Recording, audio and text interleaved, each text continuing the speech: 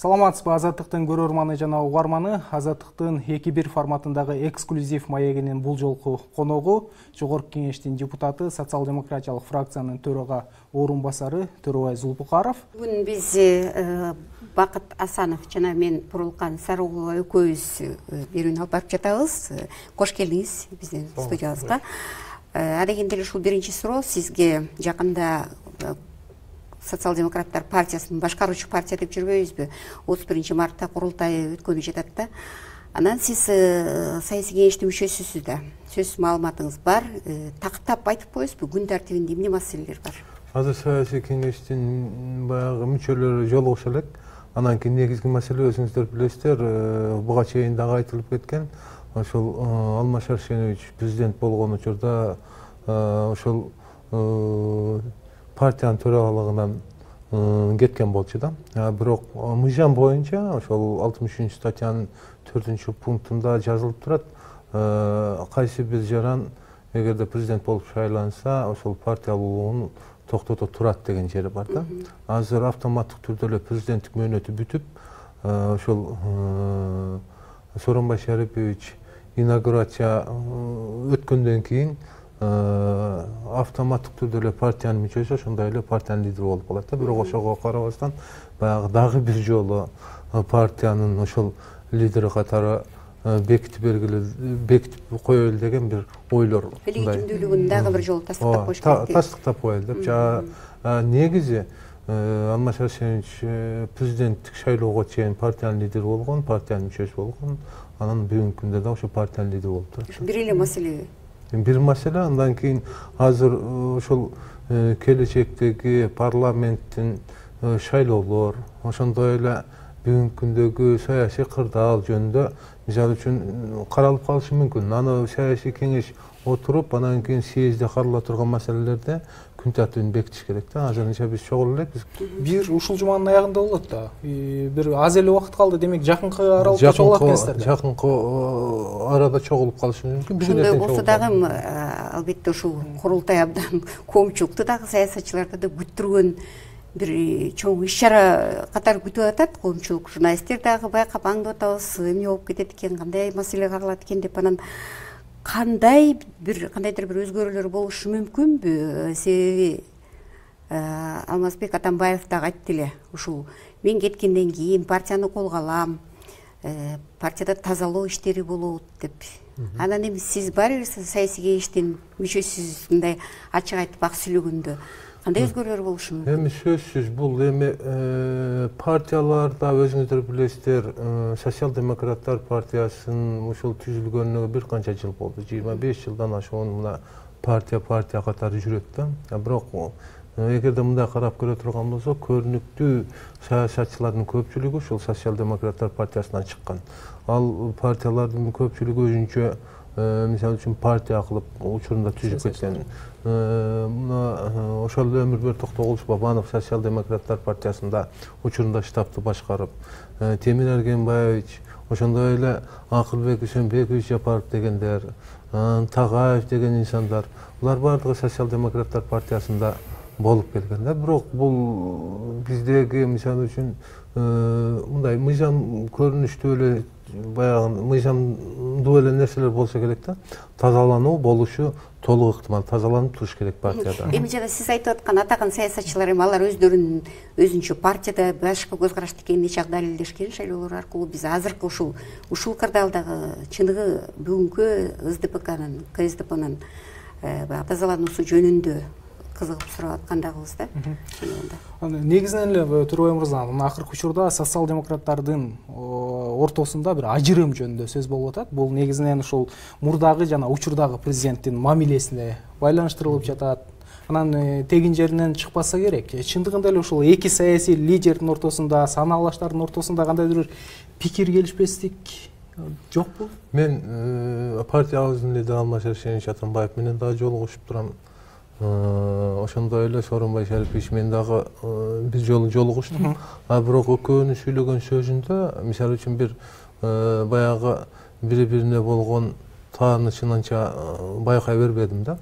Анан кийин бул сөздөр көпчүлүк учурда баягы коомчулук тарабынан анан массалык маалымат каражаттарында көбүрөөк талкуулана баштады да. Эмне үчүн дегенде мына кече 17 марттагы 24 марттагы ушул форумасындагы бир канча чакырыктар же болбосо ошол сөздөрдүн артынан ушундай болушу мүмкүн. Бир киши сүйлөсө анын артында бирөө сүйлөттү деген ой пикирлер да пайда болуп, ошонун артынан ошо ажырым болду окшойт деп. Сиз өзүңүз кандай деп ойлойсуз? Мисалы үчүн Мискенбаев, Мискенбаев сиздин партиялашыңыз, фракциялашыңызда болчу. Анан ал киши жөн жерден айткан жокко деген сөз көп айтып атат да. Мисалы үчүн ошол кечээ Асылбек Жээнбековдун мандатын тапшыруу деген маселени көтөрүп чыкпады. Сиз өзүңүз кандай баалап атасыз? Бул канчалык чындыкка жакын же төгүн? Мискенбаевдин ал айткан сөзү мисалы үчүн өзүнүкү болсо ал туура эмес айтканда. Бул дагы бирөө сүйлөттү Мискенбаевди, артында бирөөлөр турат деген божомолдор болуп турат. Ошондуктан мен ошону так анан кийин жок мындай болуш керек деп айтуу, бул мен саясатчы катары бирөө аны сүйлөттү деген деп айтуу бул туура эмес да. Асылбек Шарипович өзүңүздөр билесиздер, Кыргызстандагы мисалы үчүн учурунда Сооронбай Шарипович губернатор болуп турганда бул киши Асылбек Шарипович төрага болуп турганда анын таасири өтө күчтүү болуп турган учурунда азыр жөнөкөй депутат катары анча-мынча мисалы үчүн саясатка аралаша бербейт. Анан кийин бизде конституция боюнча жогорку кеңеш жана президент эл тарабынан шайланат да. Анан кийин Асылбек Шариповичти Сооронбай Шарипович келип туруп анан аны назначать эткен жок да депутат кылыпчы. Ошондуктан бул ой пикирлерге мен кошулбайм. Ошондуктан анан бул дагы бир нерсеге токтолуп коюшубуз керек. Общий 2015-жылкы мисалы үчүн СДПК партиясы парламенттик шайлоодо алган добуштардын санын карап көрүш керек да. Ошол учурда Асылбек Шарипович Ош областы жана Ош шаарында ошол координатор болуп турган да. Ошондо биз ошол Ош шаары, Ош областы боюнча СДПК партиясына эгегейсиз чоң добуш алып келген. Моралдык да, укугу бар, салмагы бар деп жатасыздар. Бирок ошол учурда жана сиз айткандай журналисттер жана башкалар өздөрүнүн тыянагын чыгарып жатат деп жатпайсыздар. Ошол ортодогу ажырым боюнча бир нече окуя болуп кетти да. Маселен, президенттик аппараттын жетекчиси Фарид Ниязовдун кызматтан кетиши, андан соң коррупцияга каршы күрөш боюнча мурдагы коопсуздук кеңешинин катчысы Алмаз Курманалиевдин азыркы президент жана анын командасына каяша сөзү, ал эми Алмаз Атамбаевдин командасынын мүчөсү катары саналган да. Акыркысы ошол Мээрбек Мискенбаевдин Асылбек Жээнбековдун мандатын тапшырышын талап кылышы да. Мына ушунун баары бир нерседен кабар бербейби? Жөнтөн жөн чыкпаса керек. Сөз баягы шамал болбосо дагы дарак кылышы кыймылдабайт дегендей бирдеке болушу мүмкүн. Ошол жерде мисалы үчүн Сооронбай Шарипович дагы Фарид Абдизимович мисалы үчүн кеткен учурда аны калтыруу боюнча сунуш берди да. Мындай нерсе мисалы үчүн кайсы бир президент учурунда бир да тарыхта баягы кайталанган эмес экен да. Ошондуктан бул нерселер азыр кээ бир учурда мурдагы президент биздин партиябыздын лидери Алмаз Шеничтин, ошондой эле азыркы президентибиз Сооронбай Шариповичтин жанында дагы ар түрдүү баягы өзүнүн таасири күчтүү адамдар бар да. Ошолор кээ бирлер мисалы үчүн өзүнүн таасирин жоготуп, анан кийин таасирин калтыруу боюнча бир туура эмес баягы багыттардагы же болбосо туура эмес маалыматтарды жеткирип коюшу да мүмкүн да. Ошонун негизинде ТЭЦ жылуулук борбору боюнча 386 миллион долларды ратификациялоодо СДПК албетте башкаруучу партия катары башында турганда биз Бакыты көздө суроо даярдап аттык эле. Азыр Эрнест Маматов деген жигит сурап атат, көрөрман. 386 миллионду ратификациялаган СДПК албетте моралдык укугу барбы? Жоопкерчиликти сезеби ошол үчүн?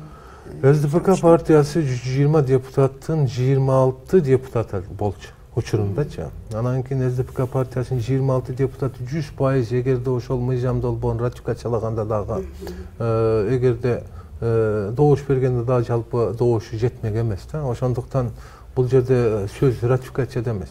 Бул ТЭЦ курулуш керек эле. Маселе бул жерде жалпы расходтору жөнүндө. анан кийин тесттин бүгүнкү күндөгү сапаты жөнүндө болуп атат да. Ошондуктан бул маселени эгерде сиздер байкасаңыздар, биринчи СДПК фракциясы көтөрүп чыккан да. Мен өзүм көтөрүп чыктым. 386 миллион долларга бизде 300 мегаватт электр энергиясы жана 300 гигакалорий жылуулук чыгарган ТЭЦ бул өтө көп акча каражаты кетип калган эмеспи?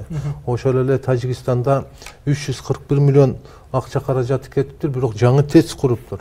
Ал жерде 600 мегаватт электр энергиясы жана 657 гигакалорий баягы жылуулук чыгарат экен деп бул маселени биз өзүбүз көтөрүп чыкканбыз. Ошондой эле СДПК фракциясын да карап көрө турган болсок, ал жерде баягы комиссиянын түзүлүшүнө дагы мисалы үчүн биздин фракциядан көбүрөөк баягы кызыктар кишилер болгон. Жакшы, эми саясий кеңеш СДПК саясий кеңеш кандайдыр бир билдирүү жасашы мүмкүнбү, кандайдыр бир баа береби ушул маселе боюнча? Маселен сиздер бийликте турган учурга туш келди да, анан персоналдык жоопкерчилик деген ушул кырдаал үчүн сиздерде колдо көзөмөлдөө функциясы да бар эле, маселенчи? Бул маселе боюнча азыр бир күн тартибинде караганга мыйзам деле мисалы үчүн андай жол бербейт. Эмне үчүн дегенде биз бүгүнкү күндө парламенттин ичинде 38 депутат отурат да.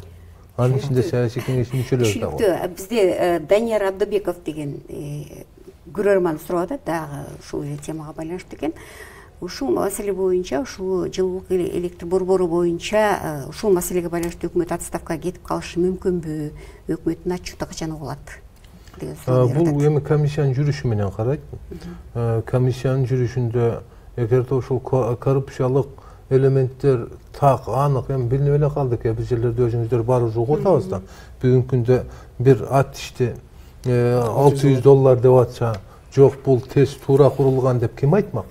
Же болбосо бир камера $14,500 алып атса, бул туура болгон деп айтпайбыз да. Ошондуктан биздин негизги СДПК фракциянын дагы жеке мен депутат катары биздин талабыбыз бүгүнкү күндө кайсыл кылмышка ошол туура эмес коррупциялык схемага жол берген жетекчилердин баардыгы жоопкерчиликке мыйзам астында тартылыш керек. Ошону биз талап кылабыз. Анан кийин ал ошол комиссиянын жүрүшүндө жалпы жогорку кеңеш чечиши мүмкүн. Анан кийин бүгүнкү күндө комиссия канчалык дагы туура эмес нерселерди таап чыгат. Эми жогорку кеңеш элдин астында отчет берет да. Ошондуктан ар бир депутат өзүнүн азыр бизде баары эле ачык болуп калдык. Бүгүнкү күндө баягы ар бир депутаттын добуш берген добушун жалпы мамлекет коомчулук карап турат. Ошондуктан бул жерде маселе көтөрүлүп калышы мүмкүн. Турбай мырза, мына сиз социал-демократиялык партиянын активдүү мүчөлөрүнүн бирисиз, фракцияда дагы. Анан буга чейин президент Атамбаевдин саясатын катуу колдоп келгенсиз. Акыркы февраль айында өткөн Коопсуздук кеңешинин жыйынында жаңы президент Сооронбай Жээнбеков ушу коррупцияга каршы күрөш боюнча бир катар кемчиликтерди айтып, сындап да өттү да. Мына ушул сындар боюнча, кемчиликтер боюнча сиз да мурун байкап жүрчү элеңиз же кандай? Маселен, биринчиден Сооронбай Жээнбековдун социал-демократиялык партиянын мүчөсү экендиги белгилүү. Анан негиздөөчүлөрдүн бири катары дагы да. Анан ушул жаатта саясий чөйрөдө дагы, кеңири коомчулукта дагы демек бул мурунку президенттин ишине ичи чыкпай жүргөн турбайбы дегендей пикир жаралды да. Сиз кемчиликтерди байкачу элеңиз? Эми Курманалиев да айтып атпайбы? Мурда эмне болгон жок беле коррупцияга каршы күрөш эгерде азыр башталса деп. Ошол Курманалиевге окшогон инсандар бүгүнкү күндөгү Алмаз Шаршенович менен Сооронбай Шариповичтин ортосундагы кырдаалды күчөткөн инсандар болуп атат. Ошондуктан мына Алмаз Шаршенович коррупция менен күрөшүүдө эбегейсиз катуу аракеттерди жасаган. Бирок ошол эле учурда коррупцияга точка коюлду деп эч ким айта албайт да. Коррупция менен күрөшүү дайыма жүрүп туруш керек да. Бирок мисалы үчүн Сооронбай Шариповичтин дагы ошол Алмаз Шаршеновичтин жасап койгон, баштап койгон ишин алгылыктуу баягы мындан да күчөтүп алып кетейин деген аракетин бүгүнкү күндө кээ бир баягы ошол өзүнүн жумуш ордун жоготуп койгон инсандар башкача кылып көрсөтүп баягы ошол кырдаалды күчөткөнгө аракет кылып атат. Мен Сооронбай Шариповичтин азыл аракетин толук кандуу колдойм. Учурунда мисалы үчүн Алмаз Шаршенов жасап аткан иштерди андан да күчөтүп аракет кылып атат. Бирок ал жерде Сооронбай Шарипович Алмаз Шаршеновичти бул киши эчтеке жасаган жок, анан бул нерсени мен баштадым дегендей сөз айткан эмес да. Ошондуктан бул жерде кырдаалды күчөтүүгө кайсы бир дагы бир күчтөр, бир кызыктар болушу мүмкүн да. Кудай буюрса Сооронбай Шарипович коррупция менен күрөшүүнү өтө каттуу баштады. Бул боюнча эл дагы чоң үмүттүү. Бүгүнкү күндө азыркы президентибизди колдоочулардын дагы саны көбөйдү да. Эгерде рейтинг менен дагы карап көрө турган болсок, Кудай буюрса Сооронбай Шарипович өзүнүн жашаган иштерини мындан ары аткарып кетиш керек. Мына рейтинг жөнүндө сөз кылып калдыңызбы? Буга чейин ошо мурунку президент Алмаз Атамбаевдин да айткан кеби бар. Ошол шайлоо жаңы салып башталганда Сооронбай Жээнбековдун рейтинги 3% рейтинги бар экен. Анан мына партиянын, жалпы команданын аракети менен шайлоодо жеңишке жетишти депчи. Ал эми сиз белгилегенде жанагы белгилеп өттүңүзбү? Айрым ошо кызматынан кол жууганына ичи күйгөн адамдар ушул сыяктуу сөздөрдү таратып жатат дегенчи. Бул жакта ошо эски команданын жаңы президенттин айланасындагыларга карата бир дооматы сезилип жатабы? Жок, андай нерсени деле мисалы үчүн биз коомчулукта баары эле көрүнүп эле турат да, эмне болуп атканын. Ошондуктан мен жеке өзүм саясатчы катары өзүмдүн партиямдын лидери менен бүгүнкү күндөгү мамлекет башчынын мамилесин баягы жылуу сакталышын каалайм да. Биз ошондуктан кээ бир учурда мисалы үчүн туура эмес баягы сөздөргө элде коомчулукта катуу талкууга алынып, кээ бир учурда мисалы үчүн кайсы бир саясатчыны жаман көргөндүгү үчүн бул команданы колдоо болсо дагы бүгүнкү күндө жактап ар нерсени айтып аткандар көп. Ушул команда демекчи азыр эми ушул фракцияда өзү Жээнбеков мурдагы президенттен анан азыркы президентти жактаган эки жаат болуп, эки жик кетип, эки тарап болуп калышты. Команда экиге бөлүндү деген сөздөр маалымат каражаттарында чыга калып атат. Сиз көрүп байкап атсаңыз керекки, чын эле ошондойбу? Жок, фракциянын ичинде мындай нерсе байкайм. Эгер ошондой болуп калса, чындыгы болсо, сиз кайсы тараптасыз? Жок, бүгүн биз фракциянын ичинде bunday нерсени биз байкай элекпиз. Ошондуктан бүгүнкү күндө мен Социал-демократтар партиясынын фракциянын мүчөсү катары, ошол фракциянын лидеринин орун басары катары жогорку кеңеште иштеп атам.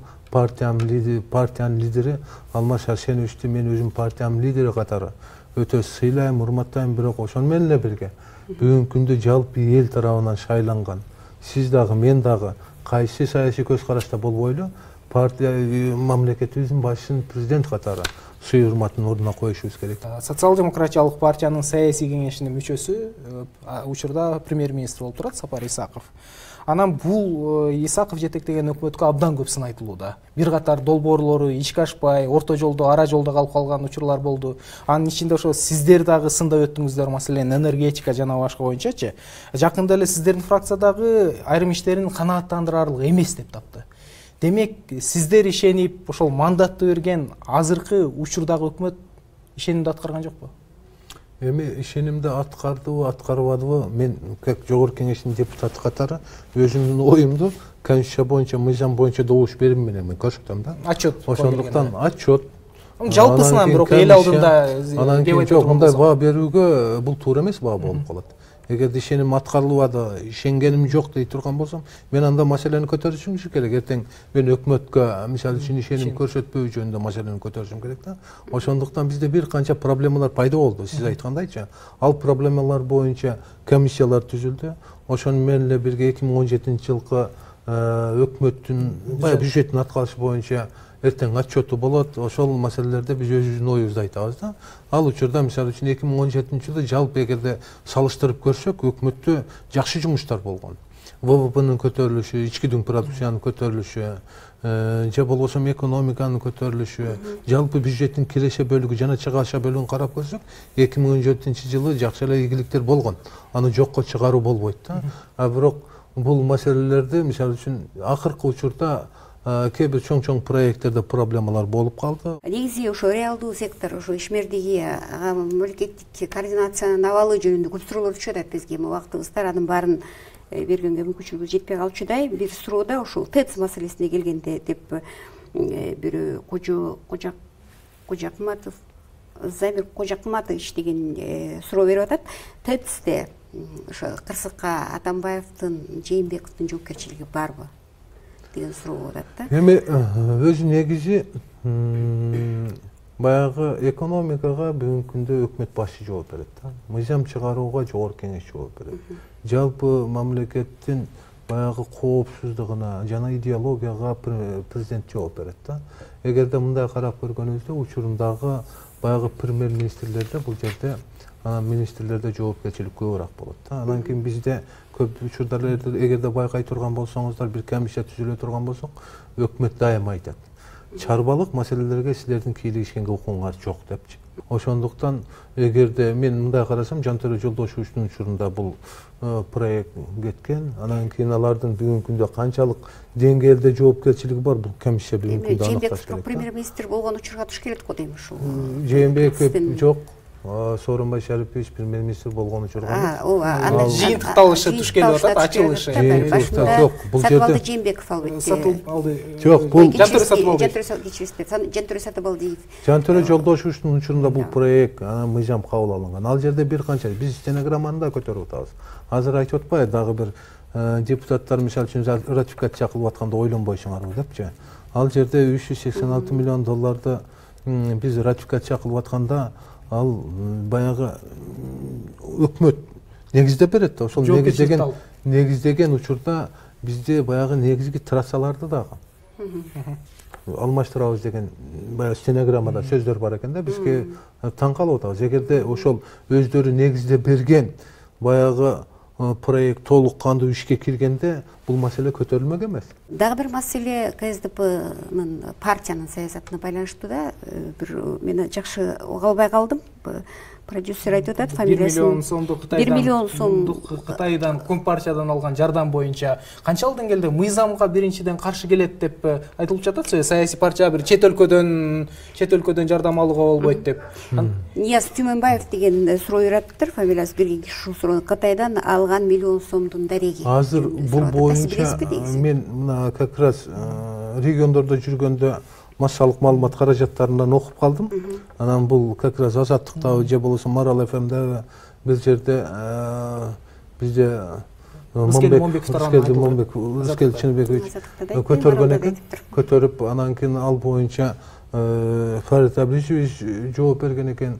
Анан кийин талк баягы ошол миллион сом келгенби, келген эмеспи? Эгерде келсе кайсы жака сарпталган, менде толук кандуу келген деп атпайбы? Ой, жогорку кеңешке келген деп. Жогорку кеңешке фракцияга келбегени анык. Бул жерге келген эмес. Анан кийин бул акча кайсы жака келген, менде так маалымат жок. Бирок партиянын жалпы кадыр баркында мындай көлөкө түшүрчү окуя болот го дейм. Эгерде асыктала турган болсо. Эгерде болуп калса, биз мыйзамдарды карап көрүшүбүз керек. Эгерде баягы кайсы бир баягы саясий партияларга башка бир саясий партиялар жардам бергенге мыйзам укук береби, укук бербейби? Эгерде мыйзам укук бербей турган болсо, бул доо кетиш толук мүмкүн. Жакшы, биздин маегибиз аягына чыгып баратат окшойт, бир-эки сурообуз калды бакта. Сизди ушу кичим экениңиз ноокатта мындай эң таасирдүү адам катары билишет экен. Бул ошол жогорку кеңештин ичинде да айтылып жүрөт. Ошол учурда ал жакта сиз ушу кадр саясатын тескеп, райондук деңгээлдеги мекемелерге чейин жетекчилерине киришет деген сыяктуу айрым маалыматтарды гезиттерде да жазып ийген учурлар болуп жүрөт да. Бул маалыматтарга комментарийиңиз кандай болот? Чындыгында эле бизде мындай да, Ноокат шаарында баягы шаардын мэрлерин мыйзам боюнча шайлаганда баягы партиялар катышат. Ал жерде бизде штаб бар. Штабтан анан кийин шаардык шайлоого сөзсүз партиялар катыш керек. Катышканда мен ал жерде өзүм ошол жактан депутат катары, анан кийин СДПК партиясы бизде определенный территорияда ушул жакта координаторлук кылык катары. Ал жерде биз айыл өкмөттөргө, шаардык кеңештерге өзүбүздүн партияларды сунуштаганбыз. Ал жерде туура СДПК партиясы бүгүнкү күндө 21 депутаттын 12 баягы добушун алып, бүгүнкү күндө мэрди ошол СДПК партиясынын сунушу менен бүгүнкү күндө иштеп атат да. А калган мисалы үчүн аким менен жогорку кеңештин депутаты иштеш керек. Мен эле эмес, бардык депутаттар эле. А бирок аны мурдагысында мисалы үчүн кошмо жыйын акимди шайлайт эле. Ал учурда биз ошол өзүбүздүн партия, ошол жердеги штаб, өзүбүздүн кандидатурабызды коюп, анан кийин ал жерде биз тандаган, биз сунуштаган аким 72 добуш менен утуп чыккан да. Ошондон кийин бул сөздөр пайда болду. Кийинки учурларда акимди шайлаганга бизге укук берилген жок да. Азыр мындай болуп калды да, Төрөбай мырза, көп учурда саясатчылар мен тазамын деп башкаларды сындамай, акыл үйрөтмө деген нерсе да бизде бир Мен андай эмесмин. Алардан жакшы тазаланып. эмес өнөкөт болуп калды. Сиз мисалы үчүн 10 жыл чоң саясатка келгенсиз, СДПКнын мүчөсүсүз болгондо дагы башкаруучулардын катарында турасыз дегендей. Сиз өзүңүз кандай жоопкерчиликти сезесиз мамлекеттик башкарууда кемчиликтер үчүн? Жоопкерчилигиңиз барбы? Сөзсүз жооп беребиз. Жогорку кеңештин депутаты сөзсүз. Мисалы үчүн мына 2010-жылы биз ошол СДПК партиясынан мен 23-чү болуп баягы шайлоого катышкам. Ал учурда ошол 8000ден ашуун ушул добуш алсак керек. Мен азыр так эсимде жок. Бирок 5 жыл иштедик. 5 жыл иштегенден кийин дагы биз командадан ошол Ноокат районунан дагы 3 киши болгон. Бирок биздин ошол жалпы добушубуз 22 миңге жакын болду да.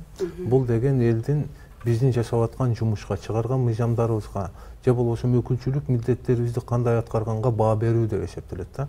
Биз келечекте дагы парламенттик шайлоого катышып калышыбыз мүмкүн. Ошол катышууда бизге баа ошол добуш берүү менен берилет да. Сиз 2010-жылы ошол чоң саясатка келбедиңизби?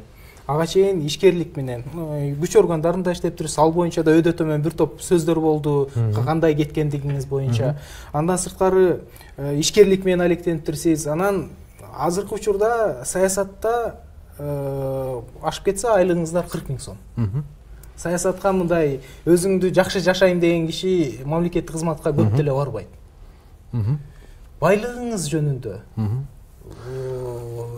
эмне сөз кыла алабыз? Кимдин колунда? Эмне мен ачыкпы? Жакындарыңыздын канча байлыгы бар, ошондой айтып койсоңуз. Мен айтайын, аны мен мисалы үчүн декларацияда дайыма эле көрсөтүп жүрөм. Анан кийин биз мисалы үчүн мен бизнесте жүргөнүм анык. Мен көпчүлүк бизнесим ушул Россия Федерациясында болгон. Биз эчтекебиз жок, ошол жака барып, базарда соода кылып эле дегендей. Андан кийин анча-мынча офистерди ачып, кээ бир товарларды башка мамлекеттерден алып келип, ошол Россиянын рыногунда иштеп калдык да. Анан компьютерный запчастар менен иштедик, кээ бир заводдорго доставка кылдык. Анан ошол учурда бизде азыр бүгүнкү күндө жогорку кеңештин депутаты баягы кайсы бир коммерциялык жумуштар менен алектенге мыйзам жол бербейт да. Ошол учурда биз өзүбүздүн бизнестерди мен өзүм бир туугандарым менен, анан кийин өзүбүздүн компаньондор менен бирге иштеп, анан кийин ошол учурда биз саясатка келгенде толук кандуу башкарууну же болбосо ошол өзүбүздүн кээ бир мүлктөрдү ошолорго таштап келгенбиз. Анан кийин бүгүнкү күндө мен джип машинеде жүрөм. Мен саясатка келгенге чейин ошондой машинам бар эле. Бүгүн келип туруп жок, мен бүгүн кедеймин, мен өтө жакшымын. Сөздүн кыскасы, канча байлыгыңыз бар? Туугандарыңыздын канча байлыгы бар? Мен эми ал жеке мен баягы сиздер кызык экенсиздер. Бардык демократиялык өлкөлөрдө адамдын өзүнүн сырын сактоого мыйзам жол берет. Декларация боюнча эле сурап атам. Декларация боюнча менин көрүнүп турат, бир үйүм бар. Үйүм чоң, чындыгында. Ал 2006-жылы мен сатып алгам, мен саясатка 2010-жылы келгем. Анан кийин өзүм Land Cruiser 200 бая деп коет. Ошол машинеде декларацияда көрсөтүлгөн, ал машинем бар. Анан ошол менен эле бирге келинчегимдин машинасы бар. Болот Темиров деген сурап атыптыр. Берип коелу эми бул суроону дагы ачыкта Facebook'тан сурап атат. Болот Темиров дейт. 570 жаңы үлгүдөгү Lexus быйыл чыккан Lexus машина сатып алыптырсыз дейт. Сатып алдыңыз беле? Жок, бул мен айтып атпаймынбы? Баягы декларацияда 200 баягы машинем бар, аны менен жүрөм. Анан кийин бүгүнкү күндө агама оформить этилген 570 үлгүсүндөгү машина менен айдап жүрөм. Бирок аны мен келечекте берки 200 машинени бирөөгө өткөрүп берип, анан кийин сатып алууга толук кандуу баягы акчабыз эми бул жерде өзүбүздүн коммерциялыкта. Аны мен өзүм ачык эле айдап жүрөм. Албетте ачык айрым өзүнүн тапкан тамак маңдай темен таап алган акчаны эч ким чектебейт азыр. Анан кийин Мен уялам деп туруп эле бүгүн троллейбуске же болбосо бир маршруткага түшө калган жерим жок. Урматтуу Азаттыктын угарманы жана көрөрманы, Азаттыктын 2-1 үлгүсүндөгү эксклюзив маегинин бүгүнкү коногу Жогорку Кеңештин депутаты, социал-демократиялык партия фракциянын лидер орун басары Төрөбай Зулпукаров болду. Төрөбай мырза, студиябызга келгениңиз үчүн чоң рахмат. Сизге чоң рахмат, чоң ийгиликтерди каалайбыз. Сиздерге да чоң рахмат. Урматтуу Азаттыктын угармандары, көрөрмандары, бүгүнкү көрсөтүүнү Бурулкан Турдубек кызы жана Бакыт Асанов алып барды. Саламатта болуңуздар.